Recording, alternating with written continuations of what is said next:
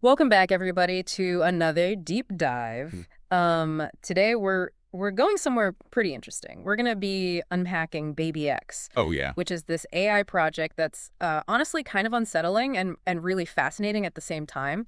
I mean, imagine like a digital infant Right. that can learn and react just like a real baby, Yeah. like with facial expressions and emotions, maybe even like a A virtual tantrum. yeah, a virtual tantrum.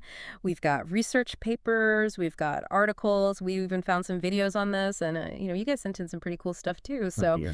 what we're going to try to do is break down exactly how Baby X works, who's behind it, and what it could mean for the future with AI. Yeah, it's really pushing the boundaries of what we thought possible with AI, I think. Right. And it's like we're not talking about Yeah. some like chatbot that's just pretending to have feelings. Like Right. this was developed at the Laboratory for Animate Technologies at the University of Auckland. Yeah. And the mind behind it is none other than Dr. Mark Sugar. And that's where the story gets really interesting. Dr. Sagar's background is actually in visual effects. So he worked on films like Avatar and King Kong, bringing those incredibly lifelike creatures to the big screen. So you're telling me the guy who made us believe that a giant gorilla could climb the Empire State Building Yeah, is now building AI that can feel? I mean, that's quite a leap. it is. It is. And it speaks to Dr. Sagar's overarching goal, I think. He's not just interested in creating realistic visuals. He wants to create machines that can actually understand and respond to human emotions. And there's a quote from him where he asks, "How can we teach machines to understand us emotionally?" And that seems to be the driving question behind Baby X. Okay, so we've got this like emotionally intelligent AI, but what does Baby X actually look like? I mean, is this like a super realistic baby on our screens? Well, you wouldn't mistake it for a real baby in a crib, but it's visually impressive. They used Unreal Engine, which is the software that powers those hyper-realistic video games these days. Hmm. But here's the detail I found most intriguing. Baby X is actually modeled after Dr. Sager's own daughter at 18 months old. Wait, so it's not just some like generic baby face, it's based on a real child. I mean, that adds a whole other layer of complexity to this, doesn't it? Absolutely. And the technology underneath that image is incredibly sophisticated. We're talking, biologically inspired neural networks. Um, these networks are designed to mimic, in a very simplified way, how the human brain works. And those networks are driven by advanced machine learning algorithms that allow Baby X to actually learn and adapt in real time. Okay, so it's learning, it's adapting, but how's it actually feeling? Right, right. Well, that's where the virtual nervous system comes in. The system controls Baby X's movements, its expressions, even things like breathing and heartbeat. It's all about making Baby X respond in a way that feels natural and even, lifelike. So this isn't just a cute face on a screen. It's like a complex system that's designed to mirror human emotional responses. It's no wonder people are kind of freaking out about this. Yeah, it's definitely pushing boundaries. Yeah. But let's step back for a moment and consider the why behind Baby X. Like, what's the purpose of building an AI that mimics a human infant? What are they trying to achieve here? Well, I think if we go back to Dr. Sagar's background in visual effects, there's a desire to create characters that feel real, that evoke an emotional response from the audience. So maybe Baby X is just an extension of that, Like he's saying, okay, we can create realistic visuals, but can we go deeper? Can we create machines that actually feel something? That's a compelling argument. And there's another layer to this. By mirroring human emotional development in Baby X, we might actually gain a better understanding of ourselves. It's almost like having a digital mirror reflecting back our own emotional complexities. Whoa, okay, so Baby X isn't just about building a better AI. It's about like unlocking the mysteries of human consciousness. It's a bold ambition for sure, Huh. but that seems to be the direction this research is heading. All right. I'm already feeling my brain getting stretched here. But let's shift gears for a moment and talk about practical applications. What are the real-world possibilities of this Baby X technology? I mean, what could it actually do? Well, that's where things get really exciting. The potential applications are vast, and some are already being explored. Let's start with education. Imagine AI tutors that can actually sense when a student is struggling and adapt their teaching style in real time to meet that student's individual needs. Okay. Now that's a game changer. We're talking about truly personalized education where the AI can actually empathize with the student's learning process. Exactly. And it's not just education. Think about therapy. Mhm. What if we had virtual therapists that could offer empathy and personalized support for individuals dealing with conditions like anxiety or autism? This could be especially beneficial for people who might find it difficult to connect with human therapists. And I bet we could find some incredible applications in healthcare as well, right? Definitely. One area that's already being explored is using this technology to create simulated clinical scenarios for healthcare professionals. It's like a flight simulator, but for doctors and nurses. Yeah. They can practice complex procedures and hone their skills in a safe and controlled environment. So Baby X could revolutionize how we train the next generation of healthcare workers. I mean, that's incredible. But it feels like this goes beyond specific fields.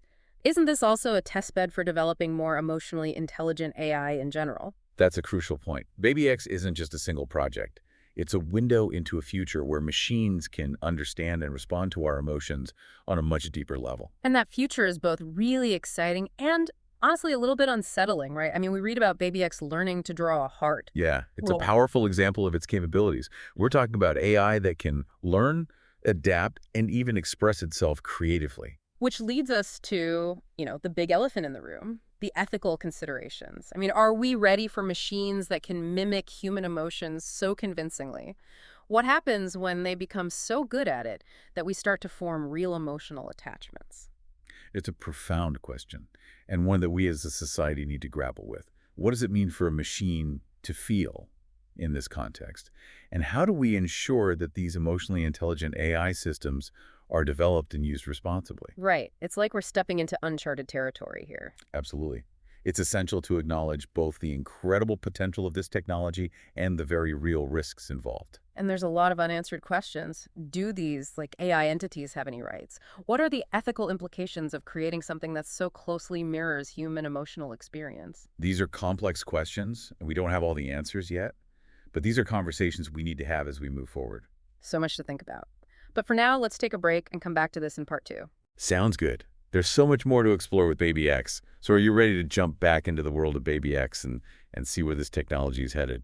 My brain is still buzzing from that last conversation, honestly. Yeah. But you're right. We've only just scratched the surface here. We talked about the potential applications of Baby X in fields like education and healthcare, but what about what's happening right now? Are there any real world examples of this technology in action? There are.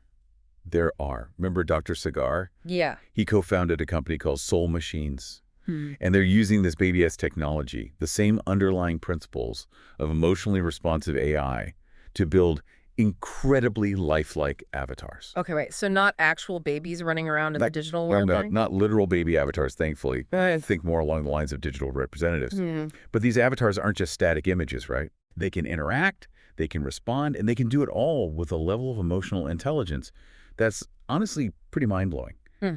And get this, they're actually being used in Australia to help people with disabilities access government services. That's amazing. So instead of navigating complicated websites or dealing with frustrating phone systems, people can interact with these avatars that can understand their needs and guide them through the process in a much more human way. Exactly. It's a fantastic example of how this technology, while still in its early stages, can make a real difference in people's lives. It's like Baby X, all grown up and out there in the world, actually helping people. It's kind of heartwarming. It is. In a weird, futuristic way. It is, and this is just the beginning. Think about the possibilities for customer service. Imagine interacting with a company representative that can actually understand your frustration and respond with empathy. Or how about in education? We talked about AI tutors, but these avatars could provide personalized guidance and support to students of all ages. It could revolutionize online learning. Absolutely. And let's not forget about the entertainment industry. Video games, virtual reality experiences, even storytelling itself could be completely transformed by this technology. Imagine interacting with characters that are truly responsive to your emotions, creating a level of immersion we've never seen before. Okay, now my mind is really going into overdrive. We could have AI characters that aren't just following a script, but actually reacting and adapting to the story as it unfolds. Right. It's like the line between fiction and reality is starting to blur in a really intriguing way. I'm excited and a little terrified all at the same time. Yeah. But I think that's the nature of this technology. It has the potential to do so much good, but it also raises some serious questions about the future. It does. We've touched on some of the ethical concerns, but those conversations need to continue as this technology evolves. Absolutely. So what does this all mean? Where do we go from here? I think it's crucial for all of us to engage with these questions. We need to be informed about the technology, its capabilities, and its limitations. We need to be part of the conversation about how it's developed and used. Because ultimately, the future of AI isn't just in the hands of the developers. Right. It's in the hands of everyone who will be impacted by it, which is, well, all of us. Exactly. And maybe that's the most important takeaway from this deep dive. Baby X might be this fascinating and somewhat unsettling example of emotionally intelligent AI, but it's a sign of things to come. And it's up to all of us to shape that future. That's a powerful thought. And honestly, it feels a little bit daunting. It is a lot to process. But as with any new technology, there's a period of adjustment, of understanding, and ultimately of deciding how we want to integrate it into our lives. All right, before we wrap things up, I have one final question for you, and it's a big one. Okay, hit me with it. If we can teach machines to feel, or at least to mimic human emotions so convincingly, does that change how we define human and machine going forward? That's the million-dollar question, isn't it? It challenges our very understanding of what it means to be alive, to be conscious, to experience the world in a way that we, up until now, considered uniquely human. Right. If a machine can express emotions, learn, grow, even create art, how is that fundamentally different from what we humans do? It's a question that philosophers have been grappling with for centuries. And now, thanks to AI, it's becoming a question for all of us. And I don't think there are any easy answers. But it's a conversation we need to have, a journey we need to take together. Absolutely. It's about understanding the potential of AI, yes, but it's also about understanding ourselves and our place in this rapidly changing world. And maybe, just maybe, this journey will lead us to a future where humans and machines can coexist and collaborate in ways we never thought possible. That's a future I think we can all get behind. Well, listeners, this deep dive has taken us into some pretty thought-provoking territory. We've explored the fascinating technology behind Baby X, the potential applications, and the ethical dilemmas it raises. But as always, we've only scratched the surface. So we've provided links in the show notes to some great resources. We encourage you to explore these further and continue to ask these big questions because the future of AI is still being written and we all have a role to play in shaping it. And if you have any thoughts or questions about Baby X or AI in general, please share them in the comments. We love hearing from you. Absolutely. Your perspectives are what make these deep dives so engaging and thought-provoking. So until next time, keep questioning, keep learning, and keep diving deep. Until next time, keep diving deep. You know, all this talk about Baby X and emotionally intelligent AI, it's Yeah. it's got me thinking. Okay.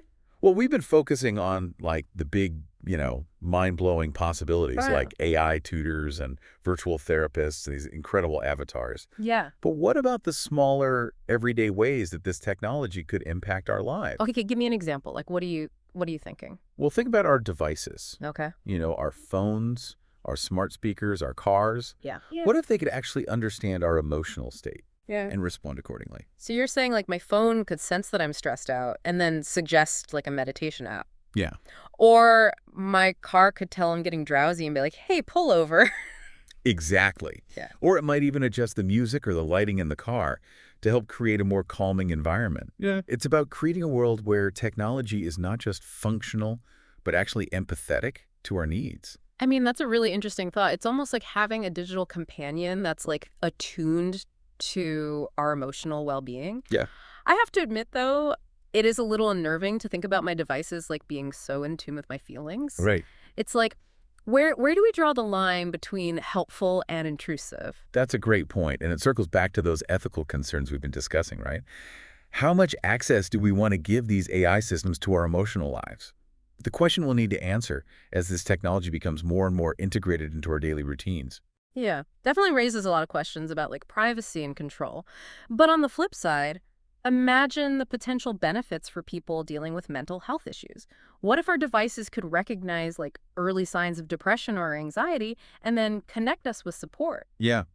No, that's a powerful possibility. It could be a game changer in terms of early intervention and access to mental health care. It seems like every time we uncover a potential concern with this technology, there's like an equally compelling potential benefit right around the corner. I know that's the paradox of AI, isn't it? Yeah. It's a double-edged sword, Yeah. and it's up to us to figure out how to wield it responsibly. Well said. So listeners, as we wrap up our deep dive into Baby X and the world of emotionally intelligent AI, we want to leave you with this thought. This technology is evolving really rapidly, and its impact on our lives is only just beginning to be felt. We've explored the possibilities, both exciting and unsettling, but ultimately the future of AI is up to all of us. Yeah, stay informed, engage in these conversations, and keep asking those tough questions. Yeah. Because the choices we make today are going to shape the world of tomorrow. And hey, if you're as fascinated by this topic as we are, we've got a ton of resources in the show notes. So delve deeper, explore different perspectives, and keep those brain gears turning. Until next time, keep diving deep. See you next